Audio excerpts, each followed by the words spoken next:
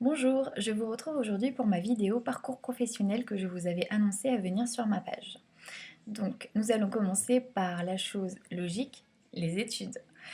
Alors, j'ai fait un bac STT comptabilité gestion, suivi d'un BTS assistante de gestion. Et en 2008, un CAP d'esthétique. Pas très logique tout ça. Alors, pourquoi la gestion?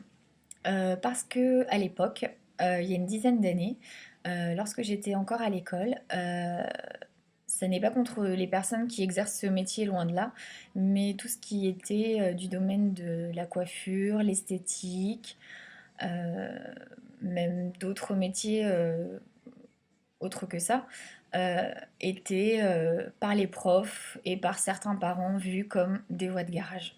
Je pense d'ailleurs que à l'heure actuelle, ça doit être encore le cas et je trouve ça vraiment dommage parce qu'il y a des gens qui percent dans ce type de domaine, d'activité, qui ont une très bonne vie et qui s'en sortent très bien, ou qui, comme moi, n'ont pas fait ça à l'époque et font ça 10 ou 15 ans plus tard. Voilà. Donc, la gestion, en premier, je travaille dedans depuis 10 ans, j'y travaille encore. En 2008, j'ai passé mon CAP d'esthéticienne en cours du soir. Donc, je travaillais la journée et j'allais en cours le soir dans une grande école sur Paris. Donc, pourquoi j'ai fait ça? Donc c'était d'abord plus pour le fun, je vous le cache pas. J'ai été attirée par l'esthétique, c'est quelque chose qui me fascinait depuis toute petite et j'avais envie vraiment de rentrer dans cet univers davantage et je sais pas quelle mouche m'a piqué en fait, mais j'ai passé mon CAP d'esthéticienne au cours du soir. Voilà, ça s'est fait. J'étais, j'ai passé une super année. La classe était composée d'une trentaine de personnes. Ça allait de 18 à 45 ans. Il y avait une très bonne ambiance. Tout s'est très bien déroulé. J'ai eu mon CAP à la fin. J'étais super contente. Euh, et voilà. Donc, par la suite, j'ai travaillé un petit peu à mon compte, chose qui n'est pas très évidente parce qu'il faut se faire une clientèle. Ça marche par tout ce qui est flyer, bouche à oreille. C'est pas évident. Donc, c'est vrai qu'après, j'ai arrêté et j'ai quand même continué dans le domaine de la gestion, même si, comme je l'ai mis sur ma page, je fais toujours de l'esthétique pour mes amis, ma famille, des connaissances ou des gens qui en auraient besoin, qui souhaitent me contacter, voilà, tout simplement, parce que c'est quelque chose que j'aime beaucoup, que j'adore même, je dois avoir les yeux qui pétillent là. Euh, et puis voilà quoi. Donc, j'avais mis une petite note la dernière fois. Les esthéticiennes ont ou sont prises, plutôt, pardon, pour des potiches. Je peux vous assurer que le programme, rien que du CAP d'esthéticienne, j'en ai mangé pendant un an et je vous garantis que je m'attendais pas du tout à ça. Franchement, ça a été super dur. Bon, je ne l'ai pas passé en initiale, certes, mais il y a quand même des devoirs à la maison, de la pratique à faire. On s'entraînait le week-end avec des connaissances que je me suis faites là-bas. Sur la famille, c'était un peu du non-stop en plus du boulot et de la vie de famille. Donc, une sacrée année super chargée. Je vous ai pris avec moi enfin, un livre du programme, le fameux précis d'esthétique. Bon, bien sûr, il va être à l'envers, hein. Donc voilà, il se présente comme ça. Il est un peu épais. Bon, c'est pas non plus le bottin, mais bon. Je vais vous citer quelques matières à apprendre. Vous allez voir que les esthéticiennes sont loin d'être bêtes parce qu'il faut quand même connaître pas mal de choses.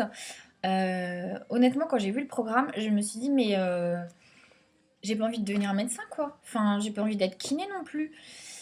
Parce que vous allez comprendre tout de suite. Il y a la biologie humaine, donc tout ce qui est corps humain. Faut connaître le squelette, les muscles, tout ce qui est le système cardiovasculaire, plein de choses comme ça. Les veines, les artères. Ah ouais, c'est pas si simple que ça fait d'esthétique, hein, mesdemoiselles et mesdames. Ensuite, l'hygiène de vie et la santé, quand même très important. C'est l'esthétique, donc c'est très important. Ensuite, la dermatologie.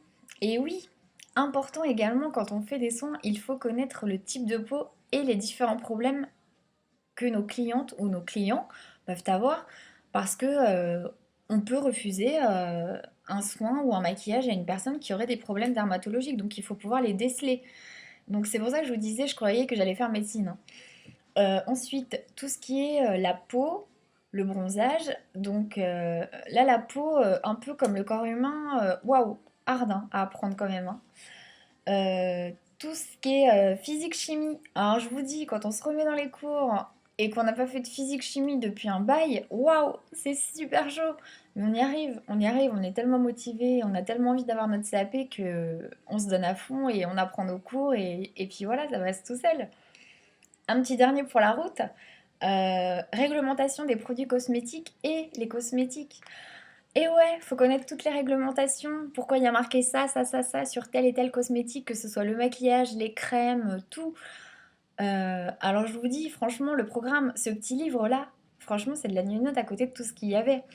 Et en plus en cours du soir. Donc je vous dis que ouais, je passais pas beaucoup de temps dehors, mais j'ai quand même eu mon CAP en contrepartie et je suis très contente. Et si c'était à refaire, je le referais sans souci.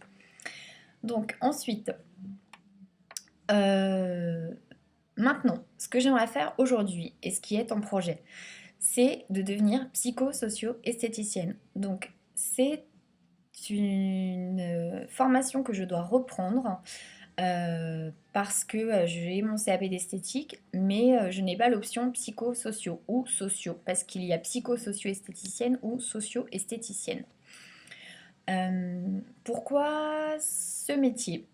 Parce que, alors je ne critique pas, les esthéticiennes sont et font ce qu'elles veulent. Si elles souhaitent travailler en institut, à leur compte, à leur domicile, libre choix à qui veut.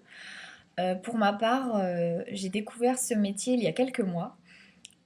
Pour être honnête avec vous, voilà, cet été, j'ai fait un break, je me suis posée, j'ai pesé le pour et le contre, parce que quand on a une vie de famille, on peut pas faire n'importe quoi, on peut pas claquer des doigts et tout plaquer, c'est pas possible. Donc j'ai vraiment bien tout pesé et j'ai décidé de m'orienter vers ce métier-là de psychosocio-esthéticienne. Parce que pour moi, ça a été une sorte de waouh, révélation. Et la gestion, honnêtement, je n'en peux plus. C'est quelque chose pour moi dont j'ai fait le tour, qui ne me convient plus et je n'ai pas envie de continuer dans ce domaine-là. Voilà. Donc, quoi qu'il advienne, si ça n'avait pas été psychosocio-esthéticienne, ça aurait été autre chose parce que la gestion, bah, c'est fini, quoi. Voilà, tout simplement. Alors, le programme de psychosocio-esthéticienne, bien évidemment, rejoint celui du CAP d'esthétique, sauf qu'il y a des choses qui sont totalement différentes à apprendre. Quelques petits exemples. Si vous allez faire un modelage est un massage, hein, pour les personnes qui ne connaîtraient pas, à une personne qui va être comme nous, on va dire, en bonne santé, je vous le souhaite, euh, si je fais un modelage à une personne qui est, admettons, en soins palliatifs, les gestes et les techniques, les produits ne seront pas du tout les mêmes que pour une personne lambda, on va dire. Donc, il y a beaucoup, beaucoup de choses nouvelles à apprendre. Ça, j'ai hâte. Parce que le métier de psychosocio-esthéticienne est un métier qui est axé vers, vers les milieux carcéraux, les soins palliatifs, des centres pour personnes en surcharge pondérale, pour des personnes qui ont des problèmes d'image d'elles-mêmes.